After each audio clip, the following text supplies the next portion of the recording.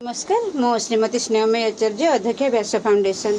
सर्वप्रथमे आमर social media एवं गणमाध्यम को हृदय कृतज्ञता जनइबी। आज पर्यंत व्यास फाउंडेशन समस्त कार्यक्रम को लोकलोचन को आने द्वारा एमती केते लोकंकर उपकार होउची से कथा समस्ते जानिचंदी। आमर व्यास फाउंडेशन मानसिक भिन्नक्षम को उद्धार करबा, थैथान करबा, चिकित्सा करी भल करी फेरेबा ए घटना सब लोकलोचन को आसिला परे आज आमर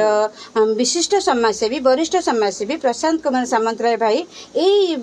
पोखरियापड़ा गामर ए जो दृश्य मते जणैथिले आउ कहिथिले जे माँ आमे केमती चेष्टा करबा टिके तुरंत से घटना को समाधान करिया पे। माँ नहीं माँ झियो चिंतारे आर पारिकी चली जाइथिला बेले बापा तीन भाई झियोटी संपूर्ण मानसिक भिन्नक्षम देहरे वस्त्रटी भी रखै दउनी आउ तार जेतेक जंजाल ता बापा करूचंती ए कथा देखिला परे माने काहारी आखिरे लुह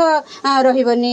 ए घटना जानिबा परे केव आमे आज समस्त आम व्यास फाउंडेशन समस्त कर्मकर्ता माने आस्तिलु आउ भाईंकर अनुरोध भी जे तुरंत ताको आमे केमती कणास नबा से केमती सेटु सुस्थ हेकिरि फेरिबो आउ आमे समस्त को प्रतिश्रुति दउछु। ए पोखरियापड़ा ग्रामवासी माने जेतिकी चिंतित अछंती झियटी पाई कि मो समस्त को प्रतिश्रुति दउछु खूब शीघ्र ताको आमे निराचल सेवा प्रतिष्ठान कणास नबु भलो करिवु चेष्टा करिवु सुस्थ करिकि ता बापा भाई मान पाखकु फेरेबा पाई कि बेसी दुखर कथा झियटी बढ़िला झियो ताकू तार बापा तार भाई माने जो भाव में सेवा शुश्रूषा करचंती तार जो मासिक धर्म